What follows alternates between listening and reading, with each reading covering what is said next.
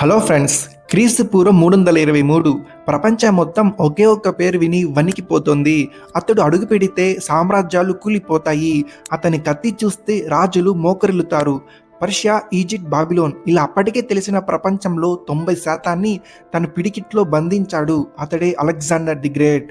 కానీ ఆ జైత్రయాత్ర ఒకచోట ఆగిపోయింది. ఆ గుర్రాల వేగం ఒక నది దగ్గర స్తంభించిపోయింది. ప్రపంచాన్ని జయించిన ఆ వీరుడు భారతదేశ సరిహద్దుల్లోకి రాగానే వెనుతిరిగాడు. ఏ శక్తి అలెగ్జాండర్ని భయపెట్టింది?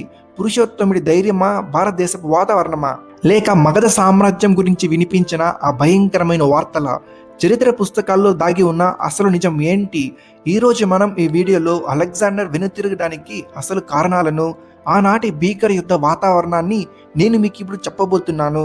కథ మొదలయ్యేది గ్రీసులోని మాసిడోనియాలో. అలెగ్జాండర్కి చిన్నప్పటి నుండి ఒకటే కల, ప్రపంచం మొత్తాన్ని గ్రీస్ ఆధిపత్యం కిందకు తేవాలి. కేవలం 20 ఏళ్ల వయసులో తండ్రి ఫిలిప్ మరణం తరువాత సింహాసనాన్ని అధిష్ఠించాడు. అక్కడి నుండే మొదలైంది ఈ రక్త చరిత్ర. అతని సైన్యం ఒక ప్రవాహం లాంటిది. పర్షియన్ సామ్రాజ్యాన్ని మట్టి కరిపించాడు. కింగ్ ఆఫ్ కింగ్స్గా పిలువబడే డారియన్స్ని ఓడించాడు. ఈజిప్ట్లో దేవుడిగా కొలవబడ్డాడు. 8 ఏళ్ళు, సుదీర్ఘమైన 8 ఏళ్ల పాటు అలెగ్జాండర్ మరియు అతని సైన్యం ఇల్లు వదిలి యుద్ధాలు చేస్తూనే ఉన్నారు. వాళ్ళు దాదాపు 17,000 కిలోమీటర్లు నడిచారు. అప్పటికి వారికి తెలిసిన ప్రపంచం చివరి అంచు ఇండియా. గ్రీకులకు ఇండియా అంటే ఒక మిస్టరీ. అక్కడ బంగారు చీమలు ఉంటాయని, మనుషులు ఆకాశం అంత ఎత్తు ఉంటారని రకరకాల కథలు వినేవారు. ఆ సంపదను, ఆ మిస్టరీని చూడాలని అలెగ్జాండర్కి ఒక ఆశ. అదే అతన్ని హిందూ కుష్ పర్వతాలు దాటించి సింధు నది వైపు నడిపించేలా చేసింది. అలెగ్జాండర్ సింధు నదిని దాటిన తరువాత భారత గడ్డపై అడుగు పెట్టాడు. అప్పట్లో భారతదేశం ఇప్పుడున్నట్లు ఒకే దేశం కాదు, చిన్న చిన్న గణతంత్ర రాజ్యాలుగా మరియు రాచరిక వ్యవస్థలతో ముక్కలై ఉంది. ఇది అలెగ్జాండర్ కి కలిసొచ్చిన అంశం. అతను మొదట అడుగు పెట్టింది తక్షశిలాలో.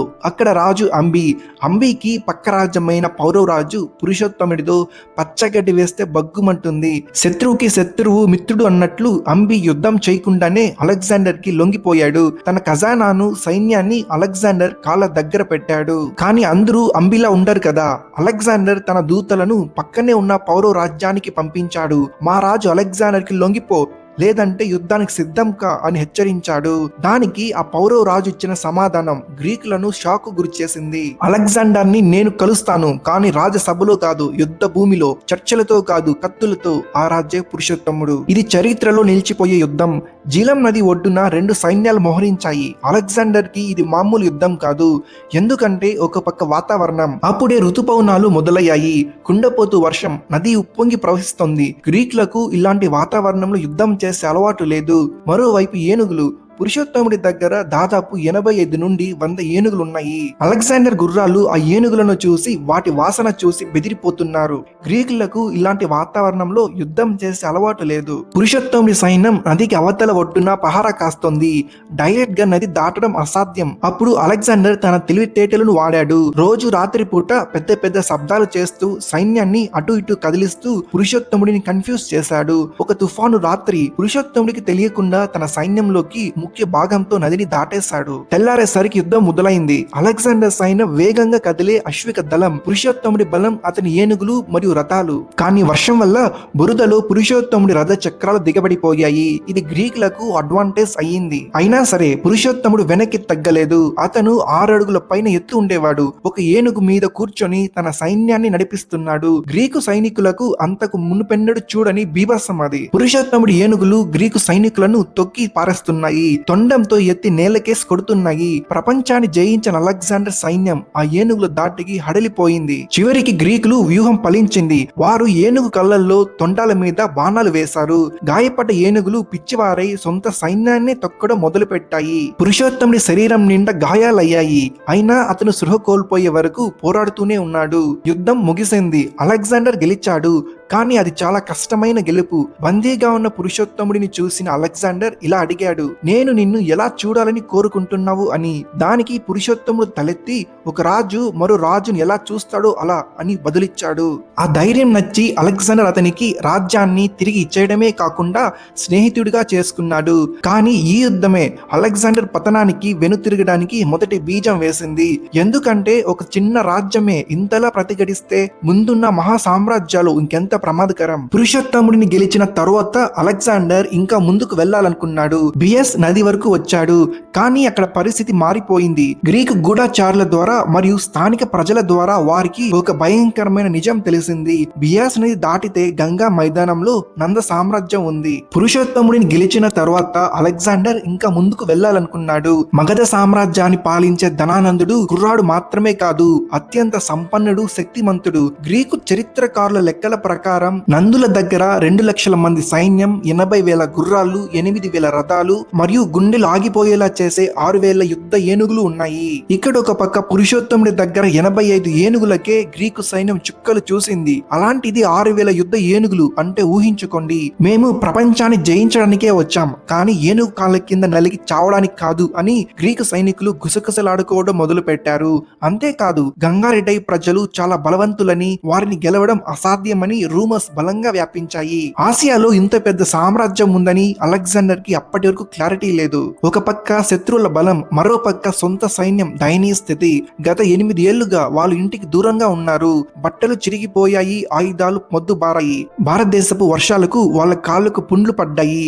పాము కాట్లకు, జబ్బులకు ఎంతో మంది చనిపోయారు. వాళ్ళకి ఇక బంగారం వద్దు, కీర్తి వద్దు, కేవలం ఇల్లు కావాలి, తమ భార్య పిల్లలను చూడాలి. బియాస్ నది ఒడ్డున సైన్యం మొండికేసింది. మేము ఒక్కడుగు కూడా ముందుకు వేయం అని తేల్చి చెప్పేశారు. ఇది అలెగ్జాండర్ కి పెద్ద షాక్. ప్రపంచాన్ని ఎదిరించిన వాడు సొంత సైన్యం దగ్గర ఓడిపోతున్నాడు. అలెగ్జాండర్ వాళ్ళలో స్ఫూర్తిని నింపడానికి ప్రయత్నించాడు. మనం ప్రపంచానికి చివరిలో ఉన్నాం, ఇంకొంచెం దూరం వెళ్తే సముద్రం వస్తుంది, ప్రపంచం మొత్తం మన గుప్పెట్లో ఉంటుంది, ఇప్పుడు వెనక్కి వెళ్తే పిరికి వాళ్ళు అంటారు అని ఉద్వేగంగా మాట్లాడాడు. కానీ నిశ్శబ్దం, ఎవ్వరూ మాట్లాడలేదు. చివరికి కోనస్ అనే జనరల్ లేచి ధైర్యంగా ఇలా అన్నాడు, ఓ రాజా, మమ్మల్ని క్షమించు, మేము అలసిపోయాం, మాలో చాలా మంది చనిపోయారు, మిగిలిన వాళ్ళు మా స్వదేశం వెళ్ళి గ్రీస్ ని, మా వాళ్ళని చూడాలనుకుంటున్నాం, అతిగా ఆశపడటం మంచిది కాదు, దయచేసి మమ్మల్ని ఇంటికి పోనివ్వు అని అన్నాడు. ఆ మాటలకు సైనికులందరూ కన్నీళ్లు పెట్టుకున్నారు. అలెగ్జాండర్ కి అర్థమైంది ఇక ముందుకు వెళ్లడం అసాధ్యమని. 3 రోజుల పాటు అలెగ్జాండర్ తన టెంట్ లోనే ఉండిపోయాడు. కోపం, బాధ, నిస్సహాయత. చివరికి భవిష్యత్తు తరాలు ఇక్కడి వరకు అలెగ్జాండర్ వచ్చాడని గుర్తుంచుకోవాలి అని బియాస్ నది ఒడ్డున 12 భారీ స్తూపాలను కట్టించాడు.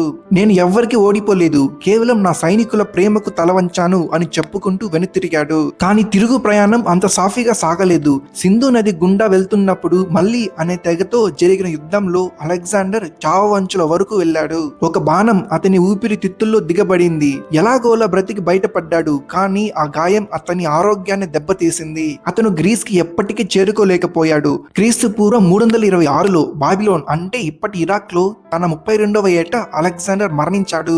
కొందరు విషం పెట్టి చంపారని, కొందరు మలేరియా అని అంటారు, మరికొందరు పాత గాయాల వల్లే అని అంటారు. కారణం ఏదైనా ప్రపంచాన్ని జయించాలనుకున్న ఆ వీరుడు సగంలోనే ప్రయాణం ముగించాడు. ఒకవేళ అలెగ్జాండర్ ముందుకు వెళ్ళుంటే ఏమయ్యేది? అప్పటికే తక్షశిల యూనివర్సిటీలో ఉన్న ఆచార చాణక్యుడు చంద్రగుప్త మౌర్యుడు అనే కుర్రాడిని తయారు చేస్తున్నాడు. నంద సామ్రాజ్యం బలంగా ఉంది. బహుశా అలెగ్జాండర్ గంగా మైదానంలోకి అడుగుపెట్టి ఉంటే చరిత్ర మరోలా ఉండేదేమో. గ్రీకు వీరుడికి భారతీయ గజరాజుల దెబ్బ రుచి చూపించేవారు. కానీ ఒకటి మాత్రం నిజం, భారతదేశం అలెగ్జాండర్ గెలవలేకపోయిన ఏకైక దేశంగా మిగిలిపోయింది. అతని కత్తికి పదును ఎక్కువే కావచ్చు, కానీ భారతీయ రాజుల సంకల్పం, ఇక్కడ ప్రకృతి మరియు ఏనుగుల బలం ముందు అది చిన్నబోయింది. అలెగ్జాండర్ గ్రేట్ కావచ్చు, కానీ ఇండియా గ్రేటెస్ట్ అని నిరూపించిన ఘట్టం ఇది. ఇది అలెగ్జాండర్ వెనుతిరగడం వెనుక ఉన్న అసలు కథ. మీకు ఈ వీడియో నచ్చినట్లయితే లైక్ చేయండి. చరిత్రలో ఇలాంటి మరెన్నో ఆసక్తికరమైన విషయాల కోసం మన ఛానల్ని సబ్స్క్రైబ్ చేయండి.